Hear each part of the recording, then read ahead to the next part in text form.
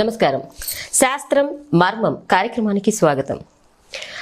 ఆహారం అనేది ఏ విధంగా భుజించాలి, ఆహారం భుజించడానికి కూడా నియమాలు పద్ధతులు ఏమైనా సూచించారా మన పెద్దలు?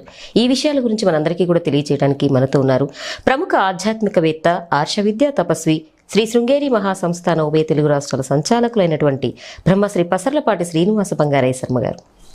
నమస్కారం అండి. నమస్తే అమ్మా. శ్రీనివాస బంగారయ్య శర్మ గారు, ఇంతకుముందు ఒక వీడియోలో ఆహారాన్ని వడ్డించే విధానం గురించి తెలియజేశారు. మరి ఇప్పుడు ఆహారం అనేది ఏ విధంగా తినాలి అంటే తినడానికి కూడా కొన్ని పద్ధతులు ఏమన్నా మన పెద్దలు సూచించారా? అంటే ఒక్కొక్కరు ఒక్కొక్క రకంగా తింటూ ఉంటారు. కొన్ని విధానాలు చూస్తుంటే బాగుంటాయి, కొన్ని విధానాలు చూస్తుంటే ఏంటి ఇలా ఉన్నారు, ఇలా తింటున్నారు అని కూడా అంటుంటారు.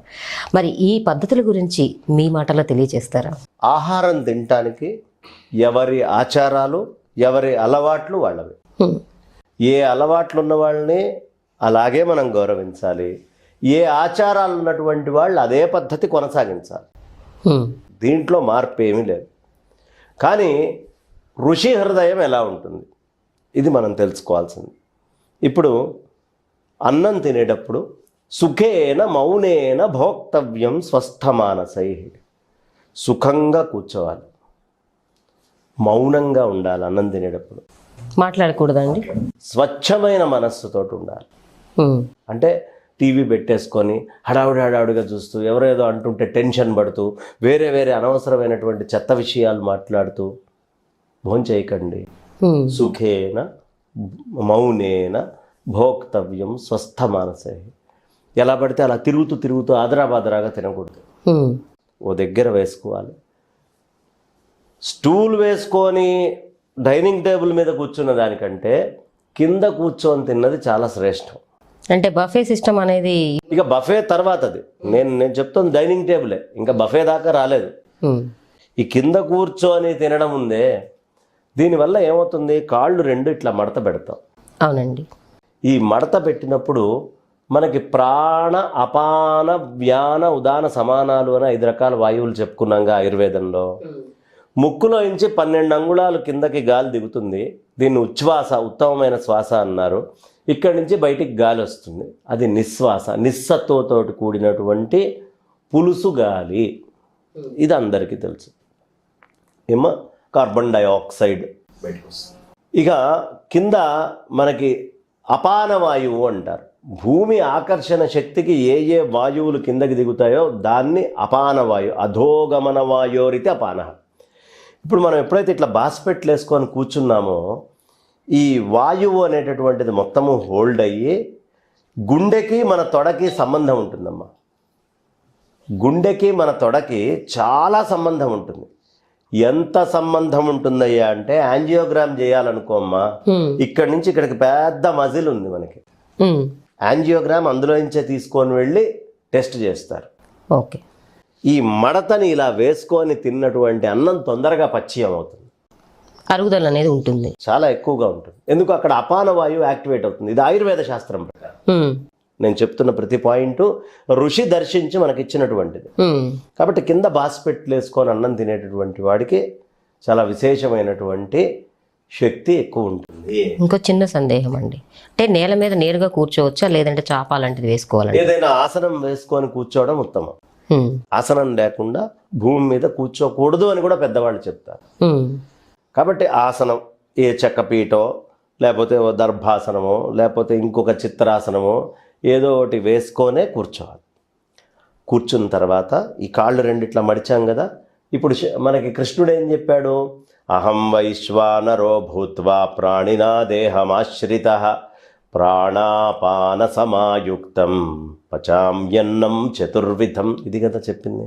కాబట్టి ఈ ప్రాణము అపానము, కింద ఉండే అపాన వాయువు రెండింటిని సమాయుక్తం చేసి ఆయన అన్నాన్ని పచ్యం చేస్తున్నాడు. 4 రకాలైనటువంటి అన్నాలని పచ్యం చేస్తున్నాడు అని చెప్పారు. కాబట్టి అపానం అనేది అవసరం. ఈ అపానం అవసరం ఎప్పుడు మనం బాస్పెట్లు వేస్తే ఎక్కువ ఉంటుంది ఏమ్మా. అందుకని ఆయన మనం తినేటటువంటి భక్ష్య భోజ్య చోష్య లేహ్యాలనే 4 రకాలు, పీక్కు తినే పదార్థాలని, నవ్వులుతూ తినే పదార్థాలని, చప్పరిస్తూ తినేటటువంటి పదార్థాలని, నాకుతూ తినేటటువంటి పదార్థాలని 4టిని పచ్యం చేసేవాడు ఆయనే. ఏ పదార్థమైనా ఈ 4గిట్లోనే ఉంటుంది ఏమ్మా. ఓకే. కాబట్టి ఈ 4 రకాలైన పదార్థాలు మనకు ఆరోగ్యంగా ఉంటాయి. అందుకనే మన పూర్వీకులు అన్నం తినంగానే నా కడుపు నిండింది అనేవాళ్ళు కాదు, ఆత్మారాముడు తృప్తి చెందాడు అనేవాళ్ళు. ఈ మాట అందుకు వచ్చిందండి. అన్నం తింటాం యజ్ఞం, ఆహుతులు వేసుకుంటారు. ఆ ఆహుతుల్ని వేసుకొని మనం అన్నం ఏదైతే తింటున్నామో ఆ అన్నం ఇక్కడ వైశ్వానరుడు మిగతా అయినటువంటి శరీరంలో trillions and trillions of cells రూపంలో ఉండే శక్తులన్నిటికీ కూడా అందిస్తూ ఉన్నారు. వాటన్నిటికీ వెళ్తుంది ఆహారం. ప్రతి చిన్న కణం దగ్గరికి ఆహారం యొక్క శక్తి వెళ్తుంది. ఎలా వెళ్తోంది? వైశ్వానరుడు అనే అగ్నిహోత్రుడుగా కృష్ణ పరమాత్మ ఉండి పంచుతున్నాడు అందరికీ. కాబట్టి అన్నం తింటము అనేది ఓ యజ్ఞము, అన్నం తింటము అనేటటువంటిది ఒక తపస్సు. సుఖేన మౌనేన భోక్తవ్యం చూస్తాం, కింద కూర్చొని తినాలి అంతే తప్ప. ఇందాక నువ్వు బఫే అన్నావు కదా, సాధారణంగా బఫెల్లో భోజనం ఎలా ఉంటుంది? చేతిలో హాయిగా 4 కాళ్ళతోటి నిల్చొని ఇట్లా తిని ఇటు ఇటు తలకాయ తిప్పుకుంటూ అది తింటూ ఉంటుంది. బఫేలో భోజనం కూడా అదే. బఫేలో భోజనము అలాంటిదే. నిల్చొని ఆవేశంగా తిరగడంగా, తృప్తిగా తిను, కూర్చో దగ్గర ఆనందంగా తిను. పని అయిపోతుంది కదా అని అడ్డదిడ్డంగా వడ్డనలు చేసేస్తూ ఉన్నారు. అలా చేయకూడదు. మనం తిన్న అన్నం వల్ల మనకి మనస్సు ఏర్పడుతుంది. మనం తిన్న అన్నంలో స్థూల భాగం పురీషంగా వెళ్ళిపోతుంది, మధ్యమ భాగము మాంసం కింద మారుతోంది, సూక్ష్మ భాగము మనస్సు కింద మారుతుంది. అందుకని అన్నం తినకపోతే మనసు పనిచేయదు. కాబట్టి మనస్సు బాగుండాలన్నా ఏది ఉండాలన్నా మన వైదిక ఋషి చెప్పిన విధానంలో హాయిగా కింద కూర్చొని పైన వస్త్రాలు వేరేగా వేసుకొని పైన ఇంకొక చక్కటి దావళి లాంటిది కప్పుకొని అది గనక తింటే బాగా వంటబట్టి మేధా సంపత్తి పెరుగుతుంది. నెయ్యి బాగా తినమని ఎందుకు చెప్పారంటే వైశ్వానరుడికి అగ్నిహోత్రంలో వేసేటటువంటి ఆహుతులు ఆ నెయ్యి అంతా కూడా. కాబట్టి చక్కగా నెయ్యి వడ్డించుకొని సుఖంగా మౌనంగా స్వచ్ఛమైనటువంటి మనస్సుతోటి ఏది పరమాత్మ చెప్పాడో అలా భోజనం చేసిన వాళ్ళు ఆరోగ్యంగా ఉంటారమ్మా, మానసికంగా శారీరకంగా. అంటే ఆహారం అనేది తీసుకోవటం కూడా ఒక కళ అంటారు. కళ ఖచ్చితంగా. అంటే తినే విధానానికి సంబంధించి కూడా ఇంకా ఏమైనా పద్ధతులు ఉంటే తెలియజేస్తారు. చాలా సుఖంగా కూర్చోవాలి, మౌనంగా కూర్చోవాలి, వేసినటువంటి పదార్థాలను చూసుకోవాలి, మనకి పడేవేంటో పడనివేంటో తెలియాలి. నీళ్లు అన్నం తినక ముందు ఎక్కువ తాకండి, అన్నం తినేటప్పుడు ఎంత తాగుతారో అంత తాగండి. అన్నం తిన్న తర్వాత ఇంకా మళ్ళీ నీళ్ళు 2 గంటల దాకా తాగకూడదు. ఒక్కసారి తినేసామా అన్నం, పెరుగన్నం దగ్గర నుంచి ఇక నీళ్లు తాగడం ఆపేయాలి. ఇది ఒక నియమం. ఇది పూర్వం వాళ్ళు పాటించేవాళ్ళు. ఇప్పుడు ఏం చెప్తున్నారు? అసలు అన్నం తినేటప్పుడు నీళ్ళే తాగద్దు అంటున్నారు. కాదు, మనం వేసుకునేటటువంటి ఉప్పులు కారాలు స్థాయిని బట్టి తెలుగు వాళ్ళకి వాళ్ళ ఆహారంలో పూర్వం కూడా చెంబులు పట్టుకొని వెళ్ళటం, కూర్చోవడం, అన్నం తినేటప్పుడు నీళ్లు పెట్టుకొని తాగడం ఇది సంప్రదాయంగా ఉండేది. మనకు వేసే ఉప్పులు కారాలు కొంచెం ఎక్కువ స్థాయిలో ఉంటాయి. అందుకని ఆ నీళ్లు కనుక మనం తీసుకుంటే కొంచెం సెగ్రిగేట్ చేస్తుంది దాన్ని. ఆహారం ఏదైతే రజం చక్కగా శుద్ధసత్వంగా వెళ్ళాలో దాన్ని చేస్తూ మిగతాది. ఎప్పటిదాకా? పెరుగన్నం తినేదాకా నీళ్ళు తాగచ్చట.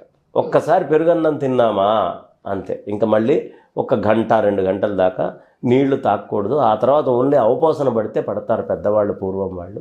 కాబట్టి అన్నం తినడానికి అనేక నియమాలమ్మా, ఇది ఒకటే కాదు, చాలా నియమాలు ఉన్నాయి. అందుకని జాగ్రత్తగా గౌరవంగా మర్యాదగా అన్నాన్ని నిందించకుండా, పెట్టిన అన్నాన్ని నిందించకూడదు. అన్నం ననింద్యా తత్ శాసనం, అన్నాన్ని ఎప్పుడు నిందించకూడదు. అది లేక బయట చాలామంది బాధపడుతూ ఉన్నారు. నీ కంటి ముందు ఏదొచ్చినా తృప్తిగా తిను, ఇది లేక చాలామంది ఇబ్బంది పడుతున్నారు అని అన్నాన్ని ఎలా గౌరవించాలి ఇదంతా కూడా మన పూర్వం వాళ్ళు భోజనం గురించి చాలా గొప్పగా చెప్పారు. చాలా చక్కగా తెలియజేశారండి. భోజనం చేసే విధానాలనే ఇట్లా మన వారందరూ తెలియజేశారు. అయితే వడ్డించేటప్పుడు కూడా ఆడవాళ్ళు జుట్టు కొసలన్నీ వదులుకొని వడ్డించటము ఇవి చేయకూడదు. ఆ చీర కొంబు కప్పటమో దానికి ముడి వేయటం పూర్వం వాళ్ళు ఎందుకు చేసేవాళ్ళు అంటే వెంట్రుకలకి రాలిపోయే స్వభావం ఉంటుంది. అవునండి. కాబట్టి అది తెలియక మనం వంట చేసేటప్పుడో వడ్డించేటప్పుడో అవి రాలి పడతాయేమో అని జాగ్రత్తగా ఉండండి. మగవాళ్ళైనా జుట్టు రాలకుండా జాగ్రత్తగా చూసుకోవాలి. ఈ వెంట్రుకలు అన్నాల్లోకి పోకుండా ఆవలు ఇచ్చారనుకోండి వెంటనే ఒక చుక్క నెయ్యి వేయమని చెప్తారు. ఇలా ప్రతిదానికి మన వాళ్ళు అనేకమైనటువంటి సూక్ష్మాలు మర్మాలు చెప్పారు. కాబట్టి అవన్నీ ఆచరిస్తూ కనుక మనం భోజనం చేస్తే ఆరోగ్యంగా ఉంటాం. చక్కగా తెలియజేశారండి, ధన్యవాదాలు. విన్నారు కదండి, ఆహారం అనేది తినేటప్పుడు ఏ విధంగా పద్ధతులు అనేవి ఉన్నాయో మన పెద్దలందరూ అందించారో చక్కగా మనందరికీ కూడా శ్రీనివాస బంగారయ్య శర్మ గారు తెలియజేశారు కదా. ఈ వీడియో కూడా మీ అందరికీ నచ్చుతుందని ఆశిస్తూ మరలా శాస్త్రం మర్మం కార్యక్రమం కలుసుకుందాం. నమస్కారం.